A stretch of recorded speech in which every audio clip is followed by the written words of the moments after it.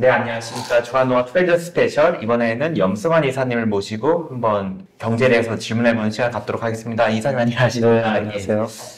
안 그래도 최근에 이제 9월 FOMC가 또 이제 발표가 나면서 사람들 시장이 좀 출렁이고 있는데, 먼저 이사님께서는 이번 FOMC에 대해서 어떻게 보셨는지 들어보고 싶습니다.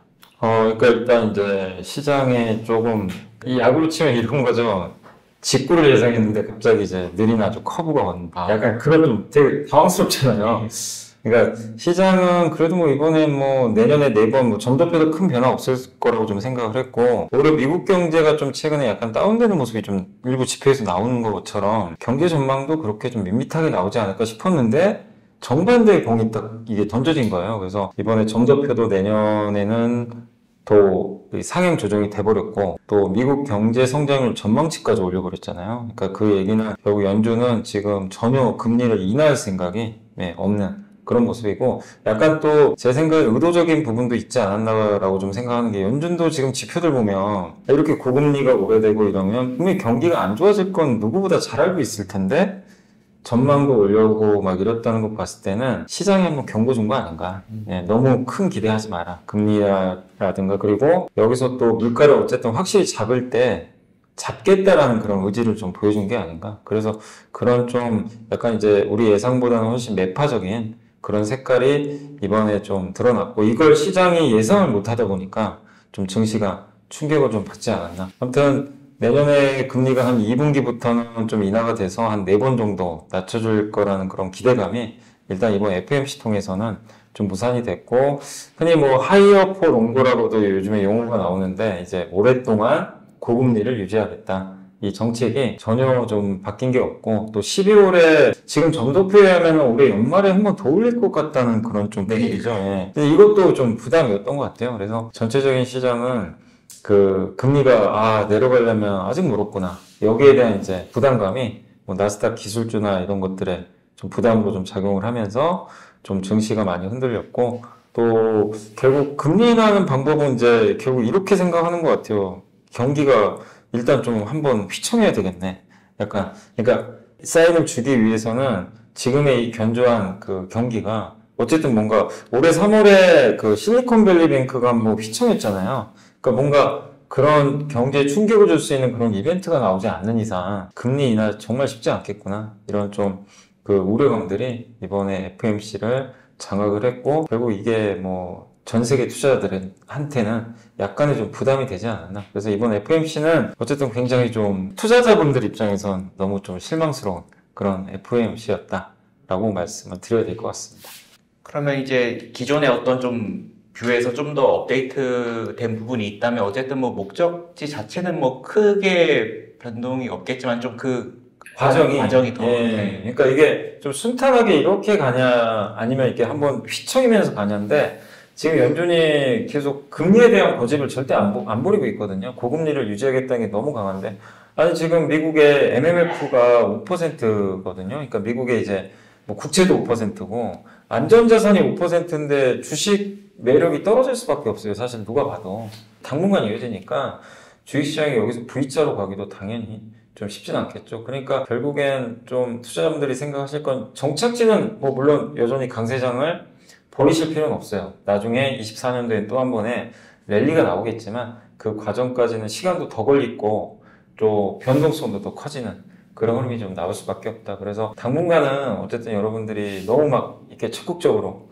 대응을 하시는 것보다는 그 금리가 꺾일 때까지는, 금리 꺾이는 시그널이 언젠가 나오겠죠. 그게 좀 확실히 좀 보일 때까지는 적어도 한두 달 정도는 조금 시장을 떠나지 마시되 좀 지켜보면서 차분히 대응할 필요가 있지 않나라고 말씀드리겠습니다. 금리가 꺾이는 시그널이 좀 대표적으로 좀 어떤 거를 좀 눈여겨볼 수 있을까요? 뭐 예를 들면 이런 거죠. 뭐 이거는 안 좋은 예지만 갑자기 미국 경기에 뭔가 또 충격파가 가해져야 돼요.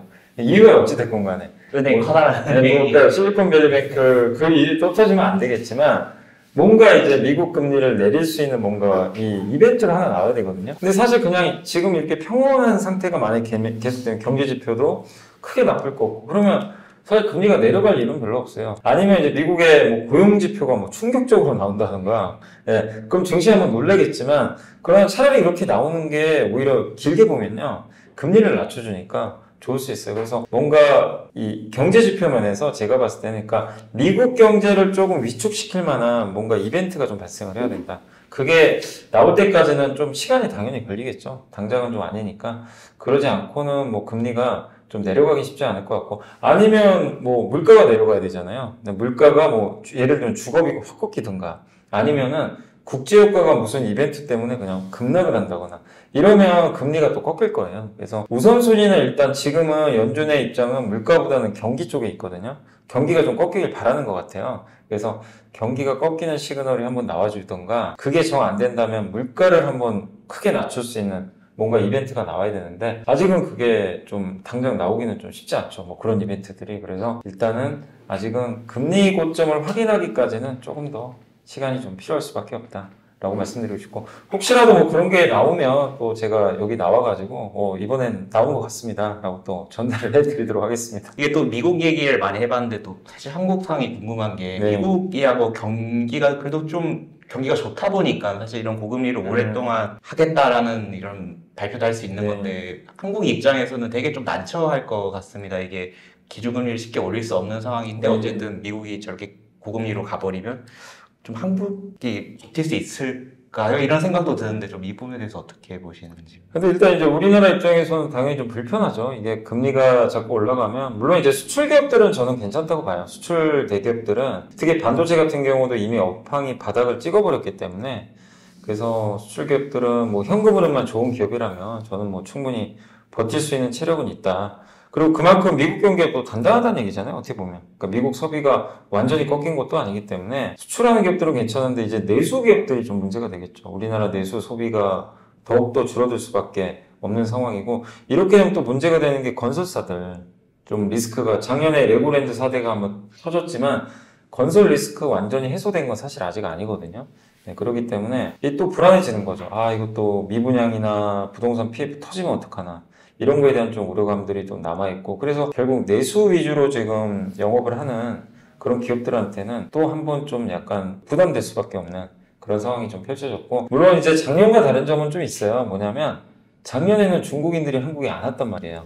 대신에 이번엔 중국 문이 열렸잖아요. 그래서 중국 사람들이 한국에 와서 소비를 좀 많이 해준다면 이게 금리 상승의 여파를 좀 완충시키는 좀 작용을 할 수 있거든요. 그래서 그런 면에서 중국인들의 그 단체 관광이라든가 이런 한국에 대한 소비가 어느 정도 좀 나올지가 좀 변수가 좀 되지 않을까. 일단 저는 그렇게 좀 보고 있습니다. 그리고 또 한 가지가 작년과 또 달라진 점 중에 하나가, 지금 중국이 좋진 않지만, 되게 안 좋잖아요. 중국의 경제 지표가 안 좋지만 최근에 중국이 조금씩 돌아서고 있거든요. 중국 증시도 조금씩 바닥에서 자리를 잡아주고 있고, 중국의 부동산 부양이 계속 좀 나와주고 있어요. 이게 한두 달 전만 해도 그때 미국 금리 오르고, 거기다가 또 한 가지 문제였던 게 중국의 부동산 쇼크 터져버렸잖아요. 이 두 가지가 맞물려가지고 되게 힘들었는데, 지금은 그나마 좀 약간 괜찮은 것 중에 하나는, 중국은 어쨌든 부동산 한번 맞고 나서 부양책이 계속 나오다 보니까 조금씩 좋아지는 그림으로 가고 있어요. 그래서 중국이 이렇게 또 약간의 완충제 역할을 또 해준다면,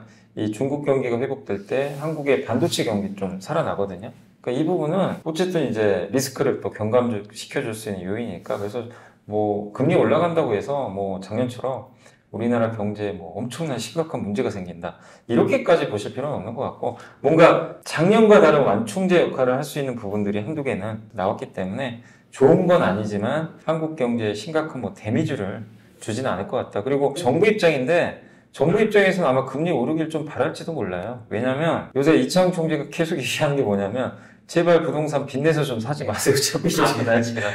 자꾸 올라가니까 가격이 줄여야 되는데, 근데 이게 자동적으로 이렇게 금리가 올라가면 일단은 부동산 그 매수세가 좀 위축될 수밖에 없거든요. 이제 그런 면에서는, 그렇다고 정부가 금리 인상을 할 수도 없어요. 지금 사실 우리나라 정부 어려운 상황인데, 그 상황에서 이런 분위기가 연출되면 부동산에 대한 좀 부분들이 약간은 그래도 좀 다운될 수 있어서, 정부 입장에서는 좀 약간의 좀 숨통을 또 틔울 수 있는 부분들은 나오지 않나. 그래서 금리가 너무 오르는 것만 아니라면 저는 뭐 한국 경제에 아주 심각한 문제로 작용하지는 않을 것 같다, 이렇게 좀 보고 있습니다. 최근에 이제 9월 좀 중순에 석반부로 접어들면서 좀 급락하는 종목들이 좀 전망위적으로 네. 하고 있는데 반대로 생각하면 되게 좀 눈여겨보고 있던 종목을 매수할 기회이기도 하잖아요. 말씀해 네. 주셨던 것처럼 이사님이 보시기에는 좀 최근에 좀 투자 매력도가 올라가고 있는 좀 섹터를 좀 어느 쪽을 좀 괜찮게 보시는지요? 일단 이제 주가들이 많이 빠지고 있어서 전반적으로 투자 매력도는 사실 올라가고 있어요. 왜냐하면 사실 불과 한 2달 전만 해도 다들 이렇게 많이 올라가다 보니까 이게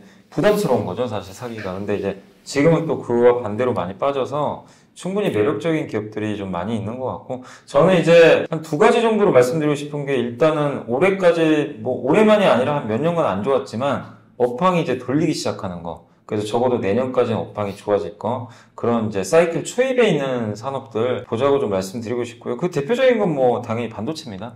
반도체 그동안 사이클이 너무 안 좋았잖아요, 사실.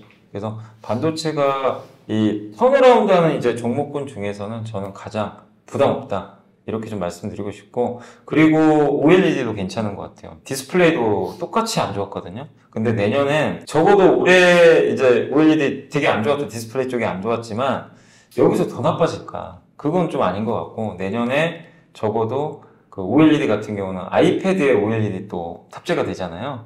그리고 또 전장용 시장도 OLED, 이 자동차에도 OLED가 들어가기 시작을 할 거고, 뭐 그런 면에서 저는 조금 그 올해보다는 내년에 OLED 업종도 좀 나아지지 않을까. 일단 이렇게 좀 보고 있어서 턴어라운드 관점에서 그 정도 괜찮고, 또 한 가지가 조선 업종.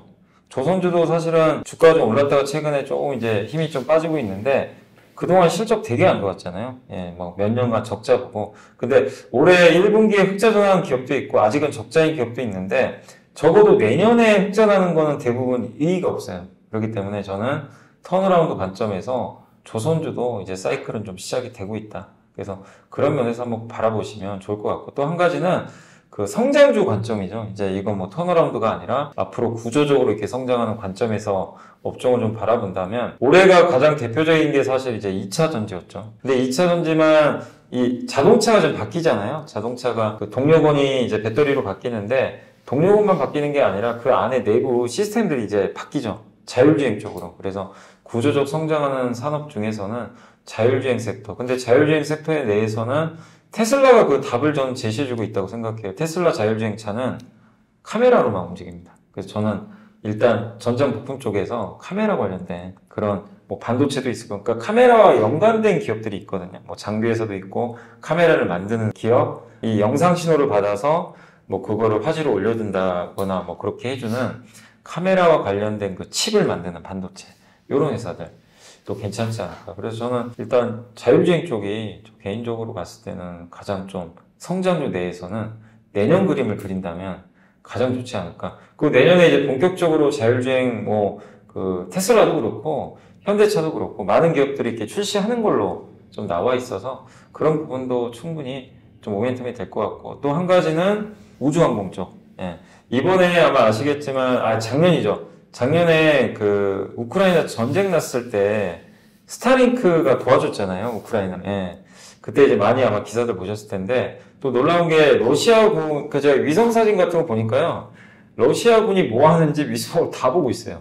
그러니 러시아가 이길 수가 없는 거예요. 이게 그 흐름이. 그러니까 결국 위성 인터넷의 정말 이 중요성이 꼭 우리가 통신이 아니라 방산에서도 정말 중요하다는 걸 제가 많이 느꼈거든요. 그래서 이게 앞으로 좀 대세가 되겠구나. 되게 사실 또 이렇게 경기가 또 좋지 않은 상황이다 보니까 이게 기본적으로 되게 어떤 개별 회사 그 어떤 섹터 안에서도 회사 선택을 잘 해야 될 것 같던데, 그럼 이제 그런 말씀해 주신 예를 들면 뭐 전장이라든지 아니면 뭐 우주라든지 이 안에서 이제 특정 회사를 선택을 할 때 좀 어떤 지점을 좀 눈여겨봐야 될까요? 예를 들면 뭐 대장주를 뭐 시장에서 대장주를 평가하는 회사를 봐야 될지, 아니면 어떤 특정 뭐 EPS라든지 이런 게 좀 급격히 개선된다는 건가, 뭐 어떤 걸 보는 게 이쪽은 아직은요, 그 시장이 개화하고 있잖아요. 만약에 성장, 뭐 우주항공이나 자율주행이나 이런 거는 아직 대중화된 산업이 아니잖아요. 그러니까 숫자가 잘 나오기가 사실 쉽진 않아요.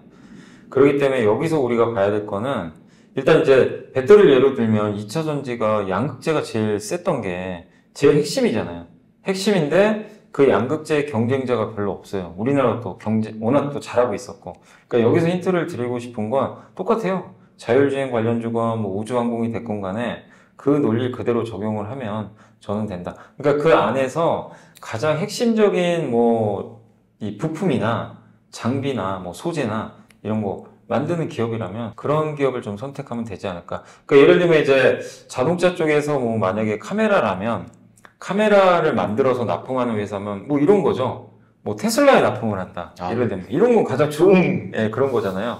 그리고 진입 장벽이 높은 뭐 장비를 만든다거나. 그러니까 이 경쟁자가 적으면 좋아요, 사실. 근데 이게 시장이 커지는데 나눠 먹는 사람들이 많으면 이게 파이가 작아지거든요. 그래서 한 가지 더 보실 거는 이 경쟁 강도가 너무 세면 안 되고 이 회사만의 어떤 기술력이 있어서 이 회사 제품만을 써야 된다거나 그러면 더 좋겠죠. 그래서 그 고객사가 굉장히 큰 고객사 그리고 진입장벽이 높은 회사 이런 기업들을 선택하시면 좀 좋을 것 같고 아까 이제 위성인터넷도 한번 제가 좀 말씀을 좀 드린 것처럼 위성인터넷 하는 회사가 지금 전 세계에 보시면 스타링크가 있고 영국의 원앱이 있고 아마존의 카이퍼 프로젝트가 있거든요. 이게 세 개가 제일 큰데 여기에 지금 사실 스타링크는 자기 혼자예요. 그래서 납품하기가 좀 쉽진 않고 근데 찾아보시면 원앱이나 또 카이퍼 프로젝트에는 공급하는 우리 한국도 기업들이 있거든요. 또 일부 기업은 원액도 지분도 갖고 있어요. 그러니까 이제 그렇게 직접적으로 지분을 취득했거나 거기에 핵심 부품이나 이런 것들을 납품하는 기업들이 있다면 저는 그 기업은 분명히 경쟁력이 있다고 생각하거든요. 그러니까 확실한 뭐 레퍼런스라 그러죠. 이 수주 이력을 갖고 있는 그런 기업을 선택을 하시고 그냥 이거 가니까 그냥 따라가는 그런 거는 좀 피하셔야 되는 거 아닌가라고 좀 말씀드리고 싶습니다.